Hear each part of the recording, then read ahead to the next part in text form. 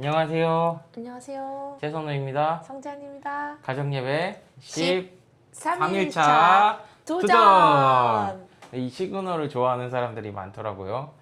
네, 제 착각일 수도 있지만 이게 특징적인가 봐요. 그래도 오늘도 저희는 주님의 은혜에 의지해서 피곤하지만 그래도 갑니다. 제가 기도하겠습니다. 사랑의 하나님 감사합니다. 오늘도 우리 가정에 저녁에 말씀의 빛을 비춰주시는 복된 자리 허락해 주심 하나님 감사하며 은혜와 영광을 찬양하길 원합니다. 하나님 오늘도 우리 가정의 왕 되신 하나님을 경외하오니 주님 말씀의 빛으로 저희를 인도하셔서 주님의 영광을 사모하고 하나님의 통치를 기뻐하는 복된 가정 되게 하여 주시옵소서. 이 모든 말씀 우리 주 예수 그리스도로 기도드립니다. 아멘.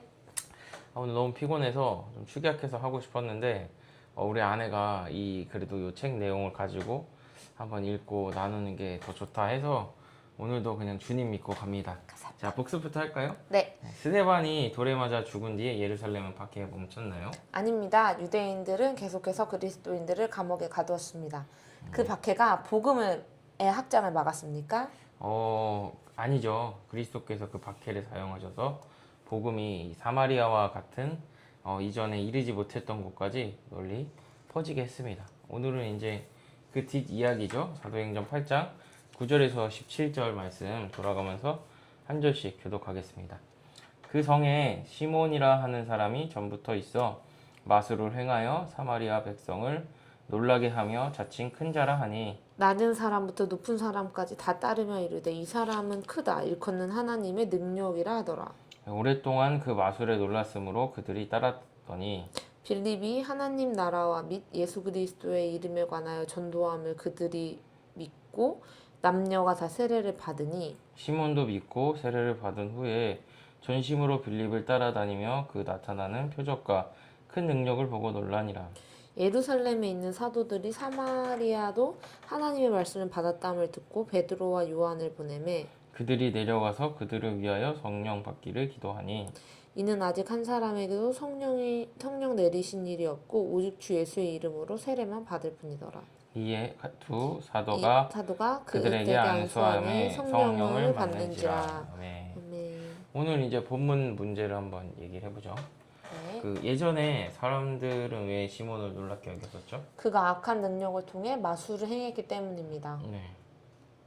자, 사람들은 왜 시몬과 그의 마술에 더 이상 주목하지 않게 되었습니까? 그거는요. 빌립의 전도를 통해 예수님을 알게 되었고 빌립의 행한 기적 속에서 예수님의 더 큰 그 진정한 능력을 보았기 때문이죠. 시몬조차 예수님의 앞에 무릎 꿇고 세례를 받은 이유가 그것이죠. 이 새로운 사마리아 신자들을 만나기 위해 예루살렘 교회에서 누가 보냄 받았습니까? 누가 보낸 거겠죠? 네, 사도 베드로와 요한입니다. 그들은 사마리아 사람들을 위해 기도하고 안수해서 그들이 성령을 받게 했습니다. 우리 예전에 이 본문 가지고 담임 목사님이 전도자 빌립 관련돼서 말했는데 그게 계속 기억에 남네요. 오늘 한번 해설 지안이 차는가요? 네, 제가 읽어도 네. 될까요? 네. 확실하진 않아요. 네. 제가 기도했으면 지안이 자리가 가네요. 네, 사실은 기도 순서도 좀 바뀌긴 했는데 네. 그냥 제가 할게요. 좋아서. 자, 핵심 내용. 예수님은 나뉘어 있던 백성을 사탄에게서 건져내어 한 나라 안에서 다시 하나 되게 하신다. 다윗의 아들 솔로몬은 이스라엘의 초기 왕들 가운데 한 사람이었단다. 그런데 솔로몬 왕이 죽은 뒤 이스라엘 나라는 두 왕과 두 나라로 갈라졌어. 이것이 바로 죄가 하는 일이란다. 관계를 깨트리고 사람들을 나누어 버리지. 하나님의 나라는 남쪽 유다와 북쪽 이스라엘로 나뉘었고 남쪽의 수도는 예루살렘, 북쪽의 수도는 사마리아였어. 두 나라는 서로 미워하며 해가 갈수록 더 멀어졌단다. 그러나 하나님은 장차 성령을 부어주셔서 이 나뉜 백성을 한 왕 아래 다시 하나로 모으겠다고 약속하셨어. 그 약속된 왕이 바로 예수님이시란다. 예수님은 십자가의 고난을 겪으신 후 부활하시고 승천하셔서 하늘의 다윗의 보좌에 앉으셨어. 예수님은 사도들의 전도를 통해 예루살렘의 수많은 사람들에게 성령을 부어주셨고 그들은 예수님을 왕으로 섬기게 되었단다. 그리고 이제 빌립을 통해 사마리아의 많은 무리도 예수님 앞에 무릎을 꿇었어. 예수님께서 그들을 사탄의 거짓에서 건져내신 것이지. 그렇다면 예수님은 사마리아 신자들과 예루살렘 신자들을 하나로 묶을 수도 있으셨을까? 이 두 민족은 서로 깊이 미워하고 있었기에 한 가족이 되는 일은 불가능해 보였단다. 그러나 예수님께는 불가능한 일이 없어. 예수님은 사도들이 와서 안수할 때까지 사마리아 신자들에게 성령을 부어주시는 일을 잠시 미루셨어. 이것은 사마리아 교회가 예루살렘 교회와 하나임을 보여주는 표였단다. 예루살렘 교회의 기초였던 사도들이 곧 사마리아 교회의 기초가 되었고 예루살렘에 부어졌던 같은 성령이 사마리아에도 부어졌어. 이렇게 나뉘어 있던 백성이 예수 그리스도 아래 한 나라로 연합되었어. 한 왕 아래 한 교회가 있고 한 성령으로 충만하며 한 사명을 맡게 된 거야.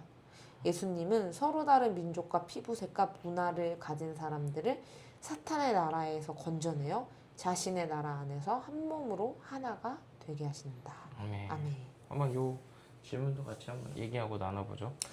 예, 먼저 하세요. 솔로몬이 죽은 뒤 이스라엘 나라는 어떻게 되었습니까? 예, 각자 왕과 수도를 가진 두 나라로 나뉘었습니다. 하나는 예루살렘, 다른 하나는 사마리아였죠. 그럼 에스겔 37장 22절에 하나님은 이 나뉜 나라에 대해서 무엇을 약속하셨죠? 네, 다윗의 가문에서 나온 한 왕 아래 다시 하나로 모으겠다고 약속하셨습니다. 이 약속은 하나님이 성령을 부어주시겠다는 약속 뒤에 이어집니다. 제가 그 읽는 동안에 에스겔서를 찾긴 찾았거든요. 네, 제가 한번 37장 읽어주세요. 네, 좋아요. 22절 읽어드릴게요.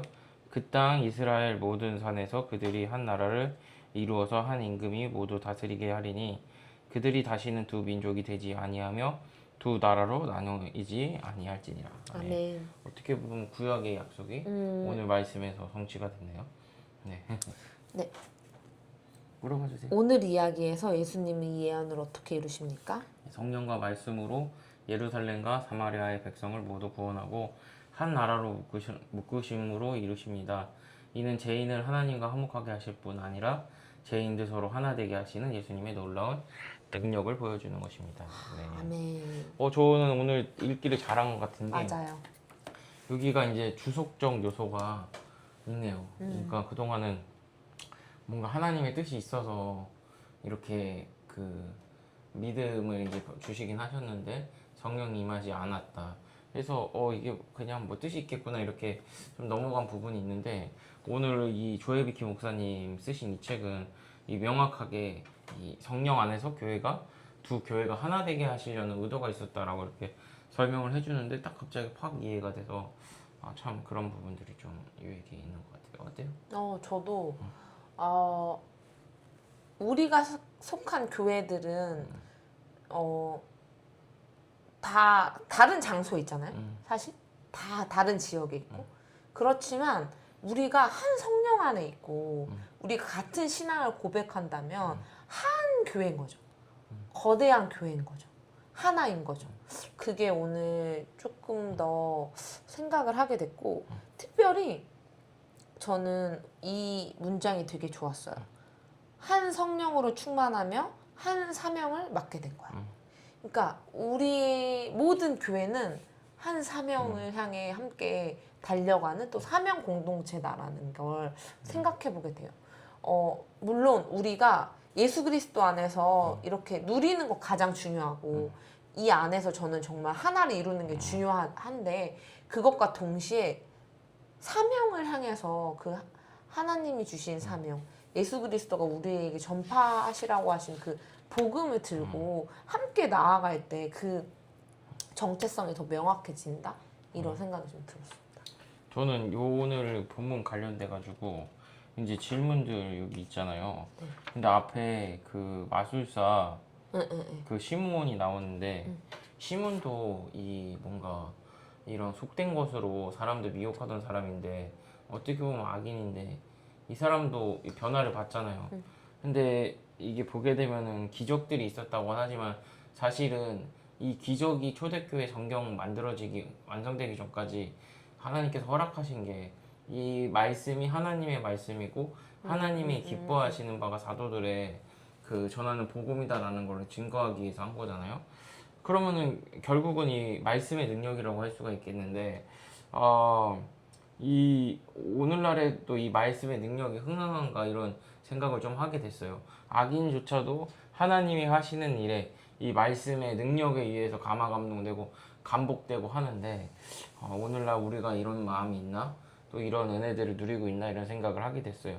그 잘 보면은 이제 한 80대 넘으신 성도님들은 본인들 어렸을 때 이 아무것도 없던 그런 한국 땅에 각 지역마다 하나님이 복음의 능력으로 교회들을 세우는 걸 경험하셨다 보니까 그래도 좀 이 복음의 능력을 신뢰하시고 그 속히 이 사람은 진짜 가망 없어 너무 악해 교회 안에 들어서 생각하는 게 악해 하더라도 이 사람이 말씀을 듣고 있기 때문에 언젠가 변화받을 수 있기 때문에 우리는 그 일을 위해서 기도하자 이렇게 얘기를 하게 되는데 좀 우리 시대는 좀 그게 연약하지 않나. 그러니까 오히려 경험을 조금 직접적인 경험을 소중하게 여기는 그런 시대인데 오히려 이 말씀의 능력을 맛보는 것에 있어서는 좀 연약하지 않나. 그래서 저희 청년부 수련회 끝났지만 이제 다른 교회 청년부도 있고 또 우리 교회도 다음 세대들이 수련회가 있는데 이 말씀의 능력에 압도되는 은혜를 경험하는 그런 이 하나님의 은혜를 주셨으면 좋겠다는 그런 생각을 시몬과 관계돼서 생각했습니다. 아멘. 저도 하나 원장 너무 동의를 하고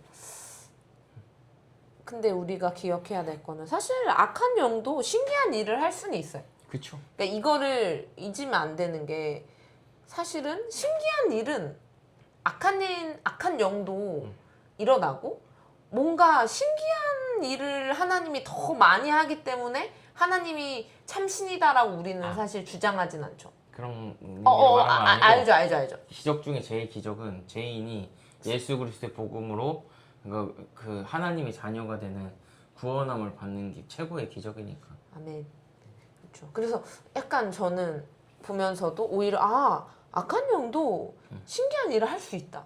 그러나 그 악한 일을 한다고 해서 그것이 악한 영의 역사로 신기한 일이 이뤄진다고 해서 그 악한 사람들이 주장하는 것이 결코 진리는 아니구나라는 것을 다시 한번 또 생각하면서 동시에 우리가 아까 말한 놀라운 기적, 예수 그리스도의 놀라운 복음, 그것이 사람을 변화시키는 그 기적이 얼마나 큰지를 그게 얼마나 대단한 건지를 우리가 다른 신기한 일보다 더 놀랍게 여겨야 된다는 생각이 좀 들었습니다.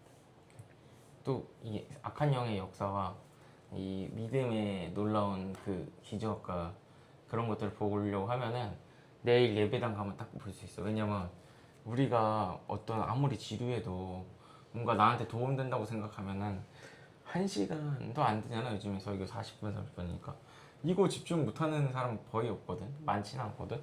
근데 딱 예배당 들어가면 악한 영의 역사도 동시에 있으니까 이 집중력 좋고 다 이렇게 자기 분야에서 역할하던 사람들이 좋아라. 근데 또 이제 그 믿음의 기적이 임하면은 뭔가 주의력이 좀 부족하고 또 잘 듣는 그런 상황이 아닌 사람도 집중해. 그리고 말씀을 깨닫고 어떤 면에서는 적용을 설교자보다 더 잘하는 성도들이 있어. 근데 그게 막 많이 배우고 학습에 의한 효과가 아니라 하나님 주신 마음으로 그래가지고 그치. 내일 주일을 기대합시다. 기대합시다. 그래서 네. 이 내용을 다 해서 네. 오늘 지한이가 기도하고 네, 마칩시다. 제가 기도할게요. 예수님께서 성령으로 우리 교회를 충만하게 하시고 성도들을 믿음과 사랑 안에서 하나 되게 해주시기를 원합니다.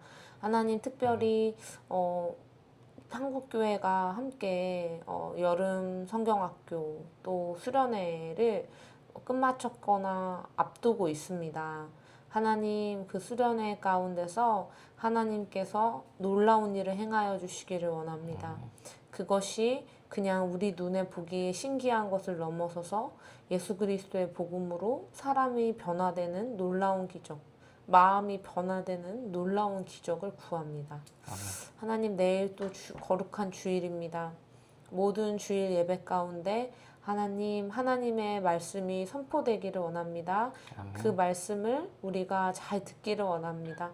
그리하여서 그 모든 주일 예배 가운데 하나님께 드려지는 예배 되기 원합니다. 아멘. 예수님 이름으로 기도합니다. 아멘. 우리에게 가정예배 13일차를 허락하신 하나님께 영광의 박수.